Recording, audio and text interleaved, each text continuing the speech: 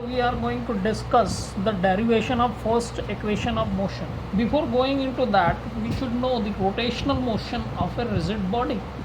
Now if we go to the rotational motion of a rigid body, we are seeing here it is, we are having an x axis, y axis and z axis, and this a rigid body which is rotating in this. So first we will go with the definition of rotational motion of a body. A body is said to process a rotational motion if all its particles, say here we are assuming a particle here, after that some time, say it is a t, it is going to a position of a dash, and here it is sweeping a radius r, vector r, and here it is also it is sweeping a vector r. So we can say a body is said to process rotational motion if all its particles move along the circles in a parallel plane.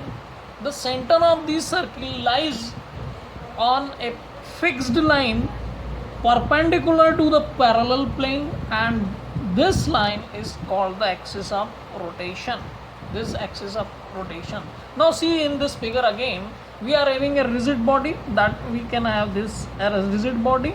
After t time, it is sweeping a vector r, that we can say is a radius r, and we are having a z axis, and it is rotating anti-clockwise. It is rotating anti-clockwise about z axis. Okay.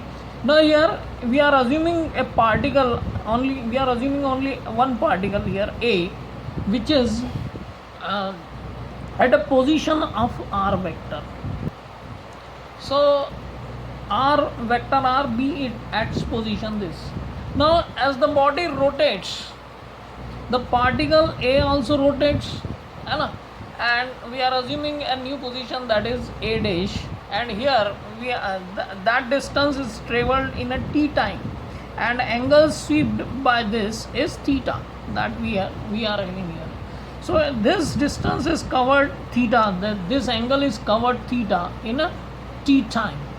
Now this is across this, along this z axis, that we can see.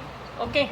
Now here if we go, these all particles have the same angular velocity. Now angular velocity, that we can define, omega is equal to theta upon t. Okay. Now what we are getting? We are getting the angular velocity. This what we have got, angular velocity. Now theta is the angular displacement and t is the time taken to it. Now we will go with this is the basic behind this rotational motion of a rigid body. Now we will be going to derive the first equation of motion. Here we are considering a rigid body, this which is rotating about a fixed axis with a constant angular acceleration alpha. Now by definition we know that acceleration is time rate of change of velocity. Time rate of change of velocity. Here the velocity is angular velocity, so we are assuming d omega upon dt. D omega upon dt, where just we have got omega is equal to theta upon t, where omega is the angular velocity. Now we can have d omega is equal to, we can write like this, alpha dt. Can we write like this? Okay. Now or we can have d omega is equals to d omega is equal to alpha dt, that we can take it as equation number 1. Now here we are assuming at t equal to t0, at t equal to 0, we have got the angular velocity omega is equals to omega naught, and after t time, means at t equal to t, we are assuming this, let that omega is equals to omega. Okay. Now we are having this equation, we are going to integrate this equation. Integrating equation 1. Now if we are integrating equation 1, we are having the limit for time also, and for this we are having this is the lower limit, and this is your upper limit. So omega naught to omega, d omega is here, is equals to alpha is constant, we can take it like this, 0 into t into dt. Now here we are integrating it, so we are getting omega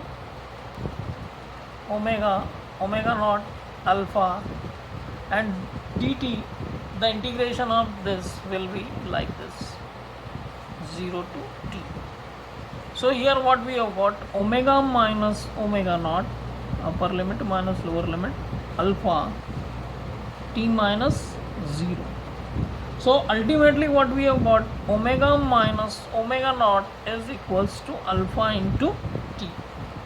Now we are having omega is equals to omega naught plus alpha into t. This is the first equation of motion.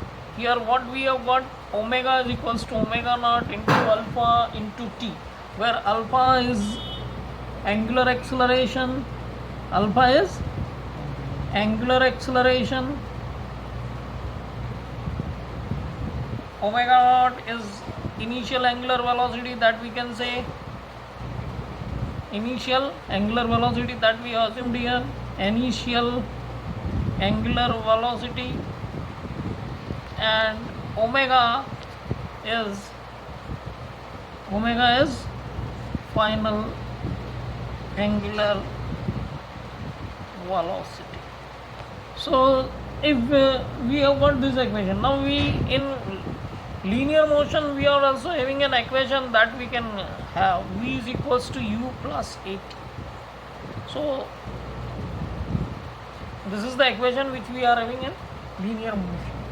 So here what we have got the derivation of this equation, first equation of motion, that is omega is equals to omega naught plus alpha into t.